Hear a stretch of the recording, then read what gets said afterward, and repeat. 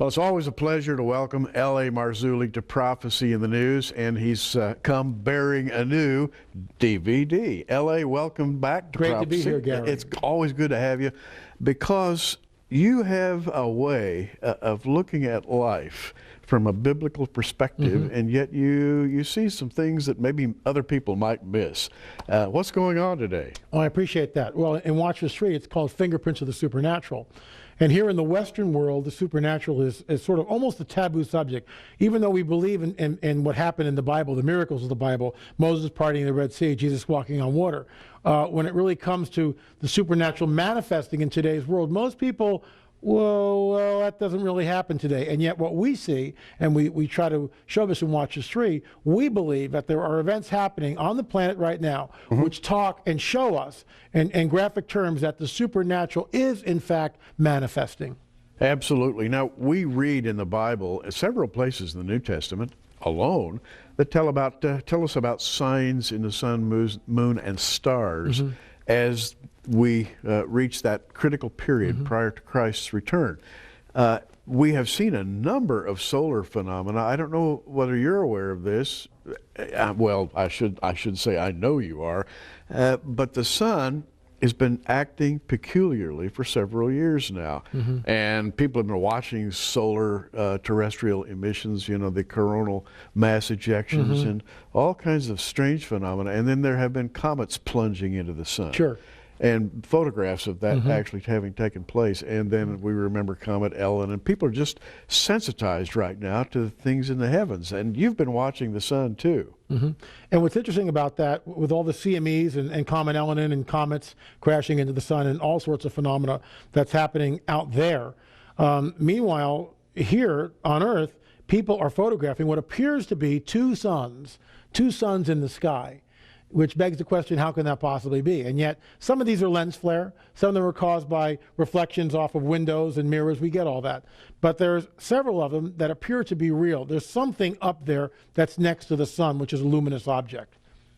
And not only two suns, or what appear to be two suns, but also there are objects that appear to be close to the sun. Yes. And we now have incredibly sophisticated satellites in orbit that can actually shoot movies of things circulating around the sun where we might have missed it in times past. But on your video, you show objects, objects that even show signs of reflectivity close to the sun. Now, what's going on here? Well, we really don't know. But what we postulate is this, that NASA seems to be redacting the images, and they do it over and over and over again. But there are some images which leak through. One in particular that Standeo addresses in Watch the Street. There's a black spot which comes like this and goes around the back of the sun and then reappears about 2 days later. In Standeo's words, whatever this thing is, it's moving very fast. Now, Standeo is a Christian. He's a scientist as well. The man actually, I think, is quite brilliant. He is, absolutely. And a mathematician, and has observed these phenomena, and you have quite a conversation in the video. I've been privileged to watch the video, and believe me, you're going to, you know, have some awakenings. Standeo is talking about this. You used the term redaction a minute ago. That's a fancy word for censorship. If you cover something, blacking out the images with a black magic marker or whatever. Or whatever. Yeah. And why would they be doing that?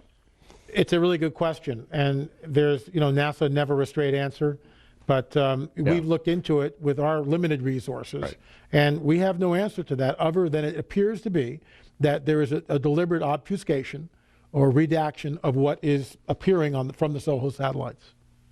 And so something is happening out there, folks. And of course, LA has already mentioned certain lunar phenomena in a previous video. Watchers too, sure. Now, some of the happenings that are going on today have actually been mentioned in the Torah. And you have a segment on the Torah codes and the experts in the Torah codes. Now, there are all kinds of people out there that claim to be experts, but there are a few who really are.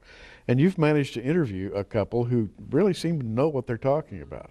Well, Professor Rips, Glazerson, or Rabbi Rips and Rabbi Glazerson, Professor Haralick, all weigh in on the Torah codes. And Torah codes 101 is just simply this, that years ago you would count let's say in the book of Genesis, and you would skip 50 letters and skip another 50 letters and do this with your finger. And what it would spell out would be Torah. And then you would go, let's say, to Deuteronomy and work backwards, right? So you now have 49 letters and it spells Torah. In the book of Leviticus, you skip 8 letters and it gives the name of the unspeakable name of Hashem, I am that I am. And that begs the question, is it just coincidence or is it something more? Again, fingerprints of the supernatural. Why I look at the Torah codes, it's like they should never in any way supersede the plain text that's there for everyone to read. I do find them interesting, and we have uncovered, Professor Rips and Glazerston and Haralick have discovered some unbelievable codes. Well, give us an example of some of the things they've uncovered. And by the way, they do appear in Watchers 3, and along with the method of obtaining these codes, which you'll find most fascinating. A very tight matrix. This is found over the plain text. Twin Towers, Bin Laden, cursed is he, and the number of the dead, which is from the plain text, really? Where Moses is out with the children of Israel in the Exodus, okay? And it says 3,000 were killed that day. Where Dathan and the ground opens up and swallows them. The number, in other words, the Torah codes tallied up the dead before we tallied up the dead. It was already in the Torah codes. Twin Towers, Bin Laden, cursed is he, and then 3,000 dead. Unbelievable. All the way back to Maimonides, and perhaps before, the Jewish intellectuals were saying that everything is written in the 5 books of Moses. Everything past, present, and future. All that ever was, all that is, and all that ever will be is written in the Torah. And people thought that was sort of a Jewish metaphor. They don't really mean that. It's just that's kind of a nice sentiment about the books of Moses. We're learning that maybe that was true all along. And what's interesting is when Christianity sort of uncoupled itself from Judaism in AD 70, when Titus came down and destroyed Jerusalem, that really severed that relationship. Yeah, and unfortunately, we miss, because we've been uncoupled, we miss all of that. We no longer have access to it. And what's great about Fingerprints of the Supernatural, and what we try to do in the Watchers series, is we sit down with different rabbis and discuss some of these things. And it's just fascinating at some of the answers that they come up with. Well, the Middle East right now is a hotbed of activity, and you have a segment devoted to the Middle East, and I don't even know how you can cover everything that's happening in the Middle East right now. It's like a tightly wound spring over there, isn't it? Well, it certainly is. The Middle East is the place to watch, in my opinion. Most of prophecy, specifically in the latter days, concerns Israel. It's the time of Jacob's trouble, not the time of Fred's trouble. And this is where we're going. How true. Recently, with the Arab Spring, we see country after country. And what's amazing about this, country after country toppling, and now Israel is at the position where it doesn't know within a 24-hour period who it is that they are dealing with. A perfect example of this is Egypt cutting off the pipeline, I think for the 3rd time, and they're not going to reconnect it. And Hamas in Gaza, Hezbollah in the north, the constant saber rattling, the shelling, the sorties that fly over. And then, of course, you've got, in my opinion, the hot button is Syria. Assad will not back down. Well over 3,500 people have been slaughtered. We show very graphic pictures of this, extremely graphic pictures, which are posted on YouTube. And we do it not for shock value. We do it to show what is going on. It's time to wake up. Remember, after the Holocaust, they showed the pictures of the concentration camps. It's the same thing. The brutality is unspeakable that is happening in Syria. American people need to understand that this is happening in real time. Get away from Dancing with the Stars, with all due respect, and the nonsense that's on some of the television shows, and look at what's happening in this world. Syria may become the hot button, which will ignite the war in the Middle East, the coming war in the Middle East. You make a very good point. Western media have been ignoring this. They've covered the upper echelon stories, some of the sensational stuff, but they leave out the real meaning behind the stories. And so the Western reader doesn't really find out what's going on over there, which very much affirms Bible prophecy for the latter days. It's almost like reading prophecy to watch the Middle East. Yeah, in my opinion, it's like looking at Ezekiel 38 and Ezekiel 39, those 2 chapters which talk about that confederacy of nations which come up against the land of unwalled villages. Israel is a land of unwalled villages. There are no walls around Tel Aviv. There is a fence to keep the Palestinians out of Jerusalem. I get that, okay? Yeah. But it's still an unwalled city. And what we see is the stage, in my opinion, is being set for the Ezekiel 38-39 war. This thing is screaming at us. It's looming on the horizon, and yet most people are distracted with 2012. Look over here, why the real stuff is happening in the Middle East right under our noses. Now, before we run on too far into the area of the news, your video also starts out with a phenomenal story you've been covering, but you've got a lot more of it now. And this involves a doctor by the name of Dr. Roger Lear, and you've been talking about a strange subject if you've never heard it before, but believe me, after you've heard it for a while, it's no longer strange. It has to do with people who claim to have been implanted with strange little implants. Commonly, you find these under the terminology alien implants. Well, you go straight to the source about this, and I think you've done some of the most amazing work. Appreciate that. In this new video. What's amazing is, first of all, for the skeptic out there, these people that have these things removed don't want any notoriety. They're not getting paid. They just want them out. The surgeon who was conducting the operations was a total skeptic. In fact, when he was told about this the first time, he got up and walked out of the room. He had to be coaxed back, coerced back in, sort of. And he figured, well, it must be a BB or a piece of wire or whatever. He performed the operation. Much to his surprise, he found an object. And the object, there was a secretion over the object which he could not cut with a scalpel. What we find now, this is his 16th implant removal. And I remember, these people claim to be abducted by these small little gray aliens. Of course, we both believe that these are not aliens, not extraterrestrials. These are, in fact, the work of the fallen one. It's the work of Satan. Can't say it any plainer than that. But it's part of what's coming, this great deception that is coming. To cut to the chase, he took this implant out, and he took it to a machine shop to try to cut it open. The machine shop, the hardest file that they have, couldn't put a groove in it, number one. They took a diamond-bladed saw, couldn't make a dent in it. They then took this small little implant to another laboratory, and they cut this thing open with a laser beam. Inside, they find carbon nanotubes. And this little chip, whatever it is, and whoever's ever making it, is running what we believe may be a clock speed of 300 gigahertz. Our fastest computer on the planet is 3.5 gigahertz. This thing is running almost 300 times, or 100 times faster, rather, than anything we have on this planet. It is, in fact, a supercomputer, in my opinion, and let me put it this way. I asked Dr. Roger Lear, I said, Dr. Lear, what do you think this thing is? Now, he's got no Nephilim dog in the hunt, no end-time eschatological dog in the hunt. And his answer is just simply this. It's changing the person's DNA, just like that. I think it's changing the person's DNA. And I was taken completely aback by that statement. If all this is true, you've got the implants, you've got testimony of people who are scientists, basically. Sure. What does this mean? Who's putting the implant in there, and what do they expect to gain, et cetera? Well, it takes a minute to download the information. And I actually talk about this in the new book, The Cosmic Chess Match. But basically, it's this.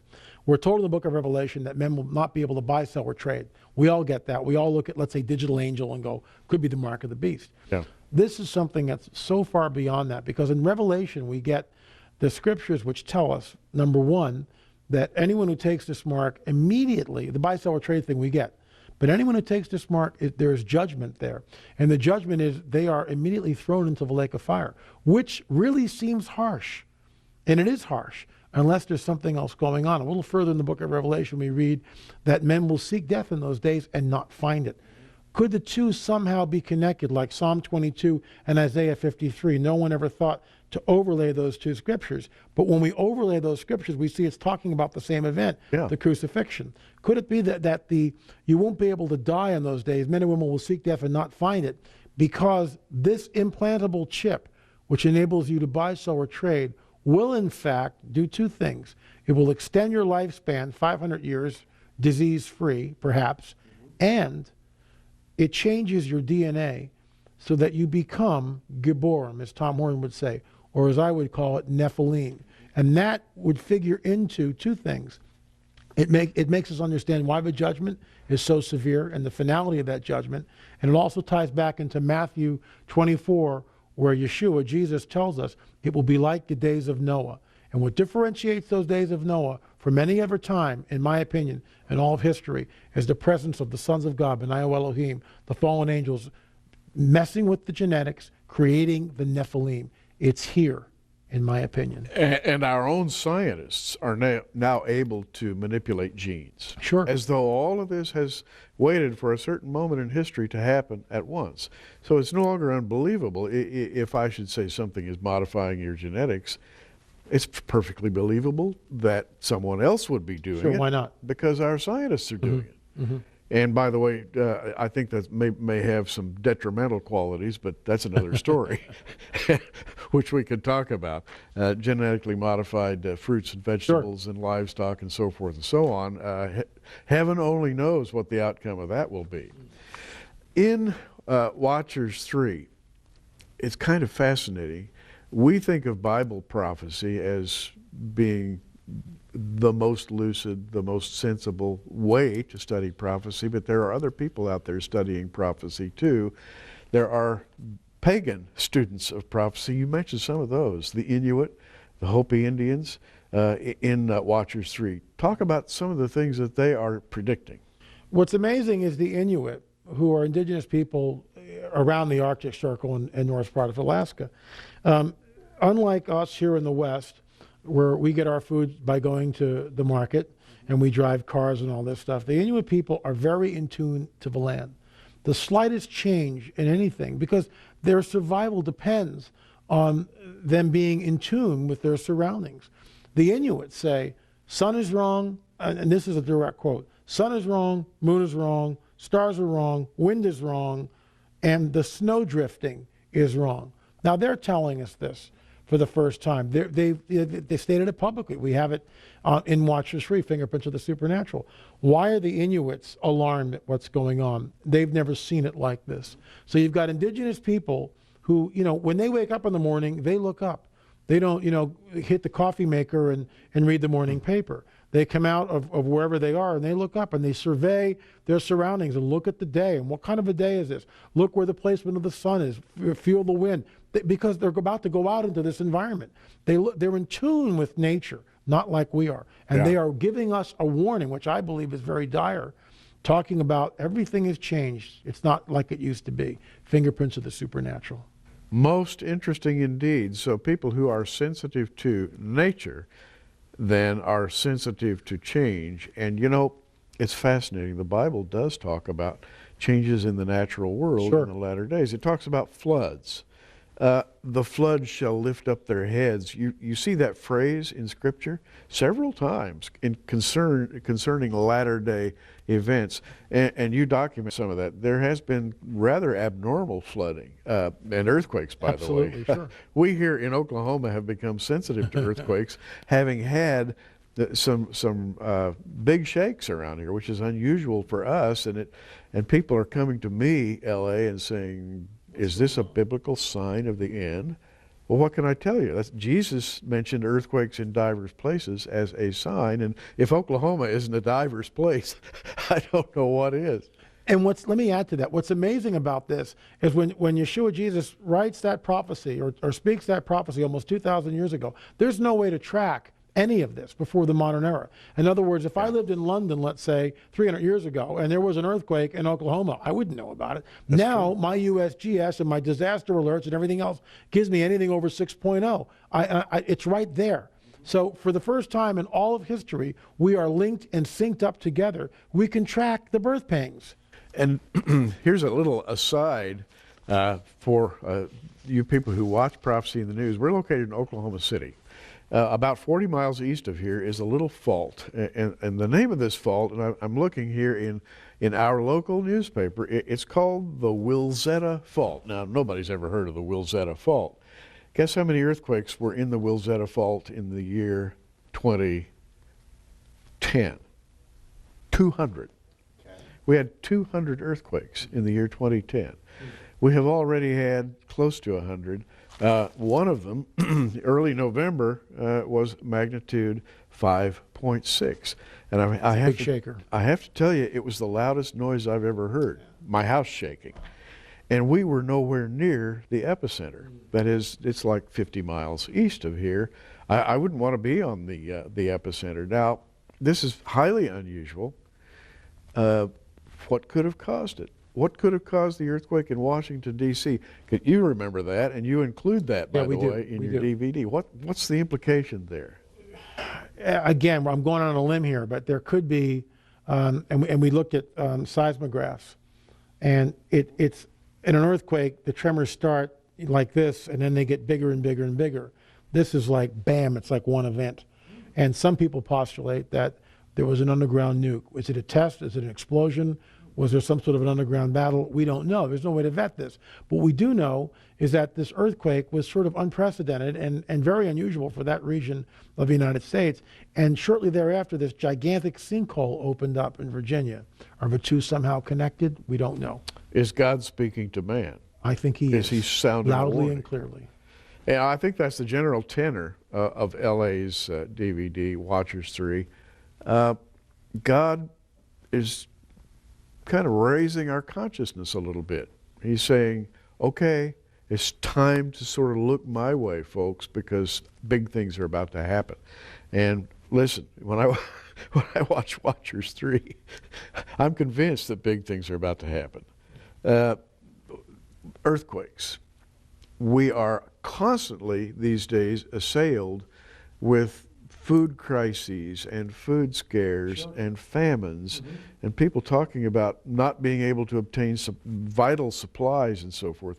That's another warning that Jesus gave us, famines for the last days. And this is what really touched off the Arab Spring. Most people aren't aware that the rise of commodities, food prices in Tunisia, sparked the riots. This man couldn't afford to feed his family on $3 a day, and he set himself on fire in desperation. From that, the whole thing blew up, no pun intended, into the Arab Spring, and this is what we see happening all throughout the Arab region. Spring may become a nuclear winter. Yes. Unfortunately, it looks like we're headed that direction. L.A., we've got about a minute left. What are you watching now? Well, we're actually talking about doing Watchers 4, which will be sort of an expose on the Nephilim. And it's a rebuttal to the History Channel's Ancient Aliens program, with all due respect to them, and other paradigms which are being promulgated. So we're going to start working on that pretty soon. Richard Shaw and myself. Well, the message is the time is growing short. If you don't know the Lord Jesus Christ, you need to avail yourself of his saving grace. Ask him to come into your life. He loves you. He'll come. He'll save you. If you don't know how to pray or don't know how to ask Jesus to come into your life, my advice is look up a Bible-believing Christian, and he'll be more than happy to lead you to the Lord. Right, Amen. L.A.? Amen. All right. It's been great having you here. Great to be here, Gary. L.A. Marzulli. I'm Gary Stearman, and keep looking up, everybody.